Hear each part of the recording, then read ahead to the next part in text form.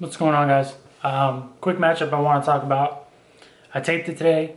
Henry Corrales versus Darrion Caldwell. Darrion Caldwell opened at -175. A little bit of early action on Corrales. Right now, Darrion Caldwell's -150. I'm going to start with Henry Corrales, coming off a huge win over Aaron Pico. Probably the biggest win of his career. That was a crazy 4 minutes. While it lasted, Aaron Pico rocked him at the beginning. Corrales did a good job of regaining his senses, getting back with it, and he ended up knocking Pico out. Previous to that, he had a fight with Andy Main. Andy Main's he has a pretty similar build to Darrion Caldwell. When I saw that, I thought it was going to be interesting, but Andy Main doesn't really use his length very well. Two totally different styles. I thought Corrales got hit a little bit too much for my liking in that fight. Nonetheless, he won in a round 3 via KO. Previous to that, he fought Georgie. I'm going to butcher the last name, I always do. It was a pretty impressive win. I feel like both of those guys have pretty similar fight styles.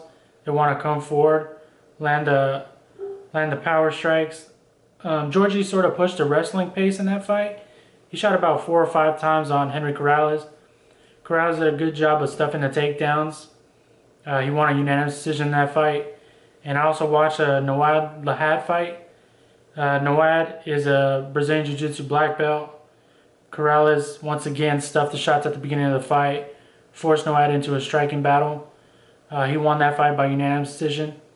Coming away from those 4 fights and sort of analyzing Henry Corrales, he's obviously a striker. He's not very technical, to be honest. That's not necessarily a bad thing. He's winning his fights. He's 5-0 in his last 5. But he's more of a brawler, I'd say. Now, I was looking for a takedown defense because obviously, if you don't know what Darrion Caldwell does, that's exactly what he does.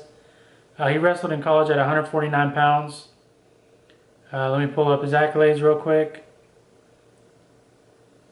D1 wrestler, 149 pounds, 2-time All-American. This fight is at 145 pounds. I think that's a pretty interesting factor. Darrion Caldwell's last 4 fights, I believe, were at 135 pounds. He's a pretty big guy for the weight class. 5'10", 74-inch reach. He's taller, longer than Henry Corrales. Completely different style, though. Like I said, he's a wrestler. He wants to take you down to the mat. I'm pretty familiar with Darrion Caldwell. I bet him in his last fight against Horiguchi. Pretty disappointed, to be honest. Pretty disappointing performance. That was a 5-round fight at Bellator 222. I thought he won the first 2 rounds. Now, what his game plan going into that fight, I can't even tell you. I mean, he didn't look to advance position. He was sort of just stalling, holding Horiguchi down. In rounds 3, 4, and 5, Horiguchi sort of took over.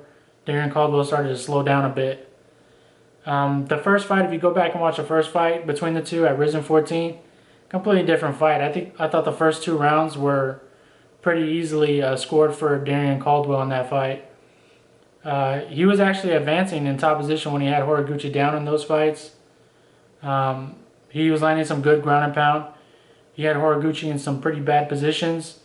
Round 3, I don't know what to call that. I mean, you probably could call it a quit job, if I'm being honest. He had already taken Horiguchi down. He was in his guard. He hadn't even slapped the guillotine on before the takedown. It was after the takedown. It was just a weird sequence, to be honest. Kind of concerning. But previous to that, he fought Nawad Lahat. Pretty easy win. Same thing with Leandro Higo. He fought Eduardo Dantas in 2017 at Bellator 184. I think what this fight comes down to is, can Henry Corrales get up once he is taken down? I think it's inevitable that Darrion Caldwell is going to take down Henry Corrales. Despite me liking what I saw defensively wrestling from Henry Corrales in those 4 fights, it's kind of hard to compare because Darrion Caldwell's next level. The previous 4 opponents of Corrales are just simply not on the level of Darrion Caldwell as far as effectiveness, wrestling, the speed, the timing of the shots, all completely different. So to me, it comes down to, can Henry Corrales get back up once he's taken down? And I'm feeling like he can't. And along with that, even if he does, can he separate and be effective striking? When we look at Darrion Caldwell striking, there's nothing to write home about. But I really like that he doesn't get hit very often. Like I said, he's a long guy, but he's pretty agile. He's pretty athletic, obviously. Overall, he doesn't get hit a lot. He likes that left kick. He likes the left body kick. He likes the left low kick. He likes throwing it up high. He's not going to knock Henry Corrales out. Obviously, that's not the approach here. But I think he's effective enough and he's fast enough on the feet to where he can give Corrales problems trying to get in on the inside. Because, like I said, Corrales is a brawler. He's going to have to close the gap and throw those wild loopy hooks that he likes to throw and make it a brawl. Darrion Caldwell isn't that kind of fighter. When you close the distance on Darrion Caldwell, I think, like I said, Corrales is going to need to do that. He's going to need to close the gap, get inside. The thing with that is, Darrion Caldwell is such a good wrestler. He's going to time that. He's going to see the loopy overhand right or the loopy overhand left. He's going to see it. He's going to duck under. He's going to shoot for a single leg or shoot for a double leg. So it's kind of like damned if you don't, damned if you do. If you get back up and you're able to separate from Darrion Caldwell, okay, that's fine. So go ahead and be effective striking. I just don't see Henry Corrales being effective at all striking. I think the one maybe factor here is if he can get that low kick going at range, at Darrion Caldwell's range. But like I said, I like the athleticism, I like the awareness, and I like the defense of Caldwell overall on the feet. I just think anywhere this fight goes, I think the advantages lie in Darrion Caldwell's favor. Like I said, this is a fight at 145 pounds. Now, Darrion Caldwell had no problems making 135 pounds, but like I said, he's a big guy for that weight class. And maybe it relieves a little bit of pressure. He can focus on his game plan. He can focus on himself now that he doesn't have to cut those 10 extra pounds.